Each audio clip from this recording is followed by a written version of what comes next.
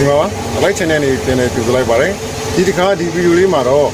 ချင်းနေပြီးတယ်အလှဆင်လို့လည်းရတယ်ဝါရကန်နဲ့ပြုလုပ်တဲ့နည်းလေးပဲဖြစ်ပါတယ်ဒီဗီဒီယိုလေးကိုကြည့်ပြီးတော့ဒီတဲ့ကောင်းမွန်တဲ့ idea တွေနဲ့ဒီတဲ့လှပတဲ့ဖန်တီးမှုတွေပြုလုပ်နိုင်ဖို့ရည်ရွယ်ပါတယ်ဗျကျွန်တော်တို့ချင်းပြေးဖို့ဆိုရင်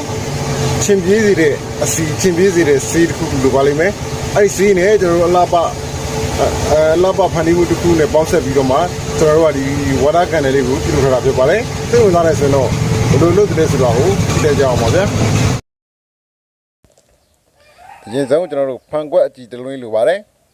ဖန်ကွက်ကြည့်ထဲမှာထည့်ဖို့အတွက်ကျွန်တော်တို့အလားစင်ပစ္စည်းတွေရှိရင်တော့ထည့်ပါကျွန်တော်ကတော့ဒီမှာ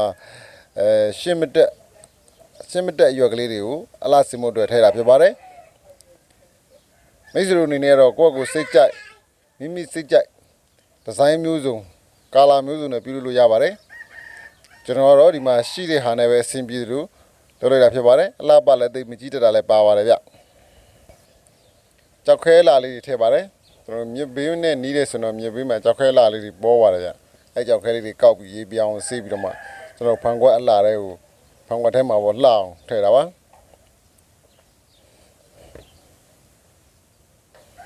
တချို့ကတော့ပန်းပွင့်လေးလည်းထည့်ကြတယ်ရုပ်ကလေးလည်းထည့်ကြပါတယ်ကိုစိတ်ကြိုက်မိမိစိတ်ကြိုက်ထည့်လို့ရပါတယ်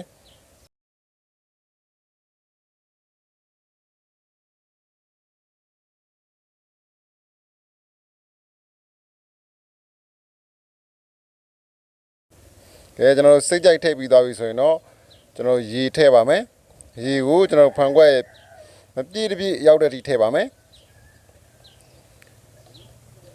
ဒါကတော့ကျွန်တော်တို့ချင်းပြေးစီပါချင်းပြေးစီလေးထည့်ပါမယ်ဒါဆိုရင်ကျွန်တော်ဒီမှာမီးထွန်းထားမယ်ဆိုရင်ချင်းနေမလာနိုင်တော့ပါဘူးချင်းရဒီအနံ့ကိုမကြိုက်တဲ့အတွက်ချင်းကင်းစင်တဲ့နေရာဖြစ်သွားမှာပေါ့ချင်းပြေးစီထည့်ပါတယ်ချင်းပြေးစီဆိုတာကျွန်တော်တို့ပင်စိမ်းရိုင်းရဲ့အစီပါပင်စိမ်းရိုင်းအစီဆိုလို့ပင်စိမ်းရိုင်းကိုလည်းအစီထုတ်ထားတာလည်းမဟုတ်ပါဘူးပင်စိမ်းရဲ့အနံ့အရသာနဲ့ပင်စိမ်းထဲမှာပါတဲ့ဓာတ်တွေကိုစားစီနဲ့ဖမ်းယူထားတာပါပင်စိမ်းရိုင်းစီထုတ်တော့မယ်ဆိုရင်တော့ပင်စိမ်းရိုင်းကိုအရင်ဆုံးရေစင်အောင်ဆေးပါတယ်ရေစင်မှထွက်လာမယ်စီကခက်ကြီးလေးထွက်လာမှာပေါ့ဟိုကျွန်တော်ခဏနောက်ထွက်လာမှာဆိုတော့ရေလေးကိုစင်အောင်ဆေးပါတယ်ရေစင်သွားပြီဆိုရင်တော့ကျွန်တော်တို့ကဒီတက်ထုရေရအောင်ပင်စိမ်းရိုင်းနဲ့တက်ထုရေရအောင်လို့ကျွန်တော်တို့ကနည်းနည်းထောင်းပါတယ်စုံလေးနဲ့နည်းနည်းနုံးယုံမှာပဲနုံးယုံထောင်းပါတယ်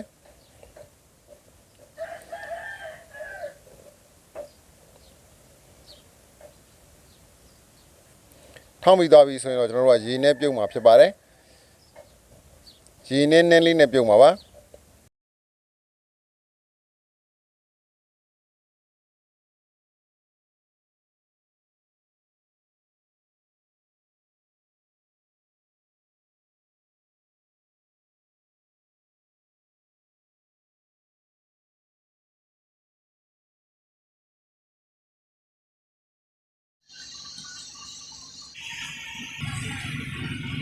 ကျွန်တော်တို့2ပွက်3ပွက်လောက်ပွက်အောင်ပြုတ်ပါမယ်2ပွက်3ပွက်လောက်ပွက်သွားပြီဆိုတော့စားစီတစ်မျိုးမျိုးကိုထည့်ပါမယ်စားစီတစ်မျိုးထည့်ပြီးတော့မှဒီအဲ့ထဲမှာပါတဲ့ရေကုန်သွားအောင်ကျွန်တော်တို့ချက်ထုတ်လိုက်ပါမယ်ရေကုန်သွားတဲ့ခါမှာကျွန်တော်စီပဲတီးတန့်ကြံနေတော့မှာပါအဲ့စီရဆိုရင်လည်းကျွန်တော်တို့ပင်စိမ်းရဲ့အနံ့တွေပင်စိမ်းရဲ့အရသာတွေနဲ့ပင်စိမ်းထဲမှာပါတဲ့ဓာတ်တွေပျော်ဝင်နေတဲ့စီဖြစ်ပါတယ်ရေကုန်သွားပြီဆိုတော့ရပါပြီ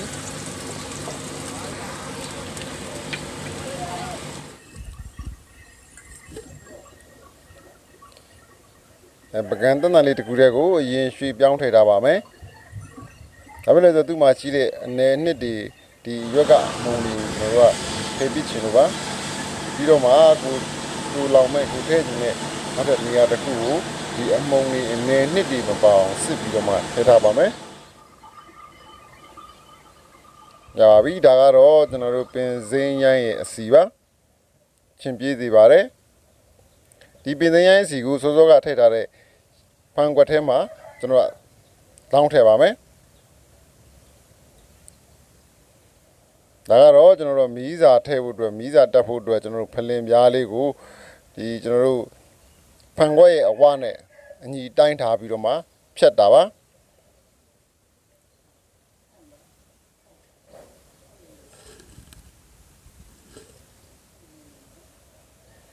ပြီးတော့ခလယ်မှာမီးစာထည့်ဖို့အတွက်ကျွန်တော်တို့အပေါက်ကလေးတစ်ပေါက်ဖောက်ပါအောင်မယ်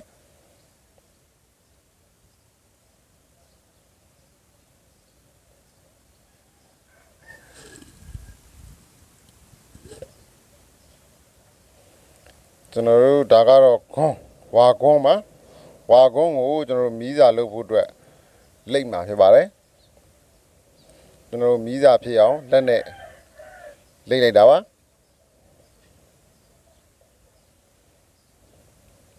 ပြီးတော့ကျွန်တော်တို့စောစောကဖလင်ပြားအဝိုင်းလေးမှာဖလင်ပြားအဝိုင်းလေးအပေါက်ထဲကိုထည့်ပြီးတော့မှမီးစာတက်ပါမယ်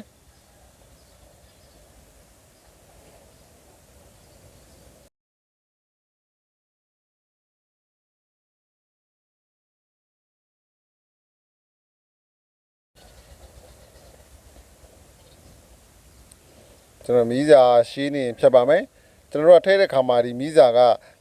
ဒီဖန်ဝက်ထဲမှာမီးစာပြောက်ထဲမှာဖြစ်တဲ့အတွက်အောက်မှာရှိတဲ့ဟာတွေအကုန်လုံးကိုဖြတ်ပြပါမယ်နည်းနည်းလေးပဲခြံထားပြီးတော့မှအကုန်ဖြတ်ပြမှာဖြစ်ပါတယ်ဒါဆိုရင်ကျွန်တော်တို့ကအစင်းသင့်မီးစာထည့်လို့မီးစာတက်ဖို့အတွက်အစင်းသင့်ရပါပြီကျွန်တော်မီးစာတက်ပါမယ်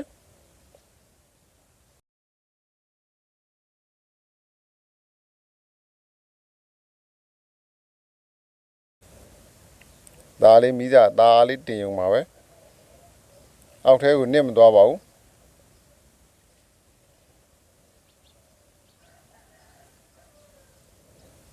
ကျွန်တော်မီးစာညှိမယ်